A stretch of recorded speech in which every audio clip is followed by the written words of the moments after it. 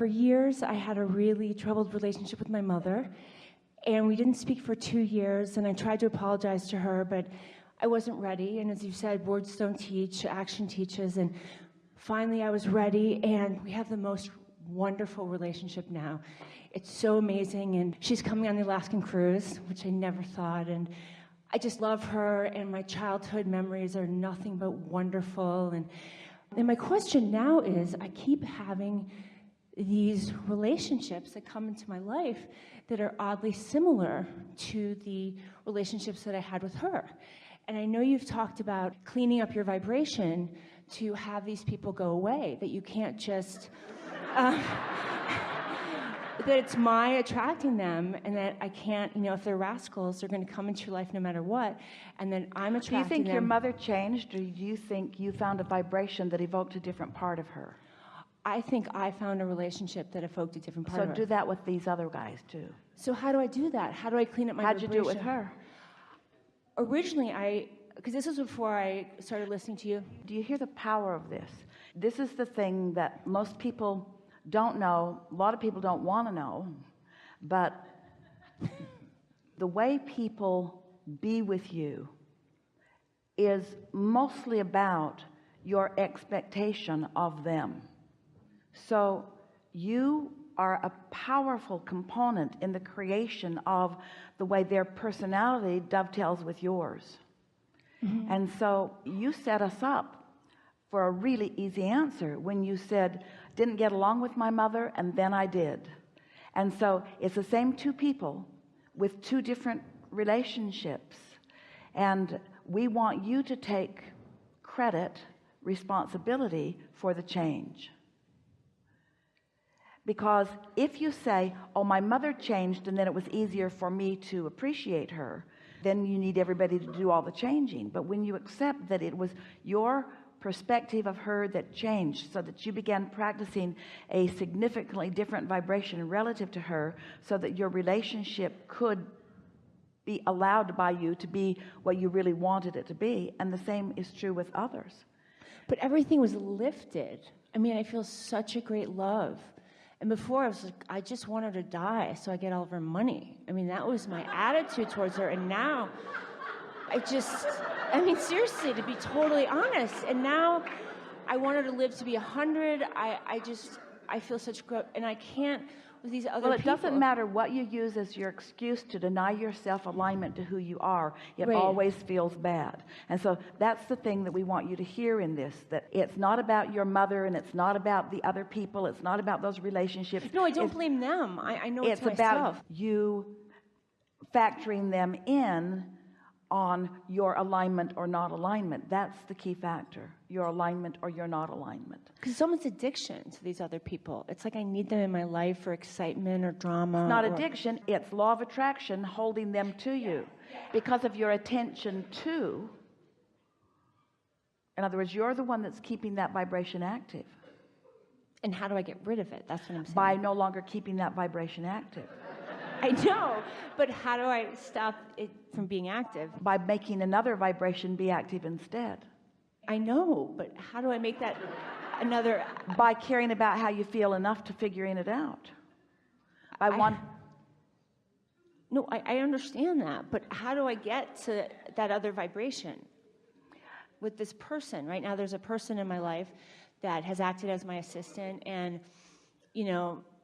not sometimes separating yourself from the condition gives you a freer space to find alignment, but you always take yourself with you. That's what I mean. So if you separate yourself so that it's easier for you to not think about it from the person, from whatever the condition is that's got you all wadded up, if you put some distance between you and that condition, it is often easier for you to find the clear space. But none of these people are in the room right now, and you won't stop talking about them. Exactly.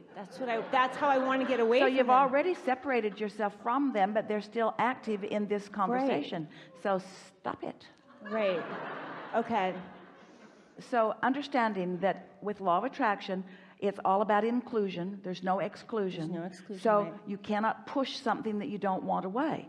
So when you say, this is bothering me, what you're actually doing is practicing a vibration that holds that in your experience. And everyone has that. Every now and again, Esther will say, what the hell? Because it's sloppy thinking is what it is. It's allowing someone else to control your vibration because you don't have the self-discipline to control it yourself. So what you do is you develop the self-discipline when it's easier to do it, like right before you go to sleep or after rampages of appreciation. But understanding how it all works really helps. It's really an important step in the process. So you might even find yourself saying to someone, is it obvious to the other person that, in other words, is the friction mutual? Does the other person adore you and No. you have problems with the other person? No, it's always the person that doesn't adore me that I pick. That's abusive. That's why they're attractive to me. So that means your expectation is there in some way. It's like, well, I can make this person. It was like, But did you hear what you just said? Oh. It's always the abusive person that picks me. no, that I pick. It's always the abusive person that I pick. Right, that's law of attraction. That's why I was asking how to break that cycle with the next person. So what that means I mean, my is- husband is wonderful, thank goodness. These are all people like work people, or I don't know how I got my husband. I mean, that's thank gosh, that's 25 years of happiness. well, if you would focus more upon that and less upon the other, Yeah. then the vibration would shift. So you're helping us to have a really good conversation about something that is so central to everything that we talk about. We began today talking about expectation. There's a vibration which you translate into word and emotion. And if you do it enough, it becomes a belief, an expectation. So clearly you are there because you've expressed it in several ways. This is your expectation. So then we say to you, you got to change your expectation. And you say, this is what I'm getting. And we say, we know, but you've got to change your expectation. And you say, but this is what I'm getting. And we say, we know, but you've got to change your expectation. You say, but this is what I'm getting. And we say, we know, but you've got to change your expectation. You said, but this is what I'm getting. And we say, nothing changes. Different faces, different places, but nothing changes. But then something really weird. You say, except for that one. But you said, this is what happens, this is what happens, this is what happens, this is what happens, this is what happens, this is what happens, this is what happens, this is what happens, this is what happens, this is what happens, this is what happens, this is what happens, this is what happens, except for my husband. This is what happens, this is what happens, this is what happens, this is what happens. So you're giving way more airtime to what you don't want, which is a sort of byproduct of being human because you are mostly oriented to finding a problem and fixing it. People come often and they'll say, I have this challenge. And no one ever sits there and say, I have this challenge of feeling good all the time. The things that you are wanting to fix are the things that you're working on, are the things that are the problems. And so you just want to be more solution oriented than problem oriented, and gradually it will shift.